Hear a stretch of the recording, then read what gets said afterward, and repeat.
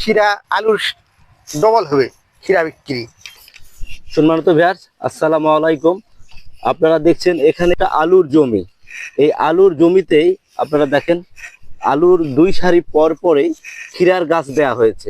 পাশে যদি আপনারা একটু খেয়াল করেন, এই যে দেখতে পাচ্ছেন এভাবে কিন্তু দুই সারি পর পরেই ক্ষীরার গাছ দেয়া হয়েছে।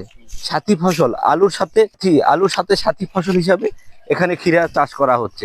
আসলে এই যে আলুর সাথে ক্ষীরা চাষ, এটা কেমন লাভজনক এই বিষয়ে আমি একজন কৃষকের সাথে কথা বলবো।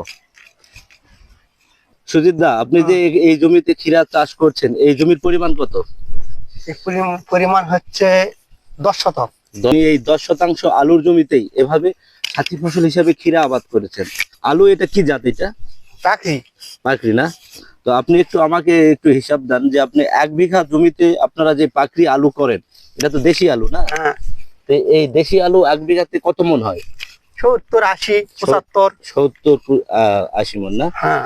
তাহলে এই যে আপনি যে ক্ষীরা দিয়েছেন, এই ক্ষীরা দেওয়ার কারণে 1 বিঘা জমিতে আপনার এই এই এই সারিতে তো আলু থাকতো, হ্যাঁ, সেখানে তো ক্ষীরার গাছ হয়েছে, তাহলে আপনার আলুর কিছুটা ফলনে কম আসবে অবশ্যই। তাহলে 1 বিঘাতে কত কত মানে কম হতে পারে? 20-25 মণ। মানে 1 বিঘাতে আপনি এই সারিবদ্ধভাবে ক্ষীরা দেওয়ার কারণে 1 বিঘাতে 20 থেকে 25 মণ এই আলু কম পাবেন, ফলন কম হবে। কিন্তু এতে আপনার সুবিধা কি হবে? 1 বিঘাতে যদি আপনার ক্ষীরা হয়, ভালো ফলন হয়, সেক্ষেত্রে আপনার এই যে 20 মণ আলু কম পেলেন, আর যদি ক্ষীরা ভালো হয় তাহলে আপনার সুবিধাটা কেমন হবে? তাহলে সুবিধা হবে ক্ষীরা আলুর ডবল হবে ক্ষীরা বিক্রি। হ্যাঁ, ভালো ক্ষীরা হলে ভালো 1 লাখ, 1,90,000 পারও হতে পারে। হতে পারে। হ্যাঁ, 20 মণ আলু কম পাইলেন, ক্ষীরা যদি ভালো হয় তাহলে কিন্তু ওনার আমাদের পুষে যাবে বলতে যে আলুতে যে টাকা পাবেন 1 বিঘা মাটিতে, ক্ষীরাতে বেশি ডবল পাবেন। হ্যাঁ। এবং এটা কতদিন সময় লাগে? কতদিন এটা সময় লাগবে মনে করেন 4 মাসের মতো। না, আলু তোলার পরে কতদিন? আলু তোলার পরে মনে করেন 1-1.5 মাস থাকবে। অনলি এই 30 থেকে 40 দিনের মধ্যে? হ্যাঁ, 40 দিনের মধ্যেই বেচা কিনা। এই আলুর জমিতে দুই সারি পরে 1 সারি ক্ষীরা দিয়েছেন।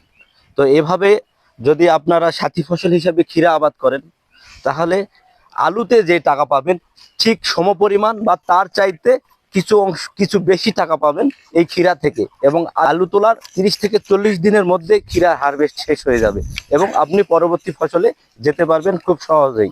তো এই পদ্ধতিটা আসলে আমার খুবই ভালো লেগেছে। এভাবে আপনারাও করতে পারেন। আলুর সাথে সাথী ফসল হিসাবে ক্ষীরা আলছেন এবং আলু রোপণের 1 সপ্তাহ পরেই এভাবে আপনারা ক্ষীরার বীজ দিয়ে যাবেন এবং আলুর পরিচর্যার সাথে এভাবে ক্ষীরার পরিচর্যা হয়ে যাবে এবং খুব সুন্দরভাবে আলু তোলার 30 থেকে 40 দিনের মধ্যে আপনারা এই হারভেস্ট শেষ হয়ে যাবে। তো এটা একটি লাভজনক পদ্ধতি। এই পদ্ধতি অনুসরণ করে নওগাঁ জেলার বদলগাছি উপজেলার অধিকাংশ কৃষকই এই পদ্ধতি অনুসরণ করে এবং এখান থেকে খাদাইল গ্রাম থেকে 10 থেকে 20 ট্রাক ক্ষীরা ঢাকা এখান থেকে যায়।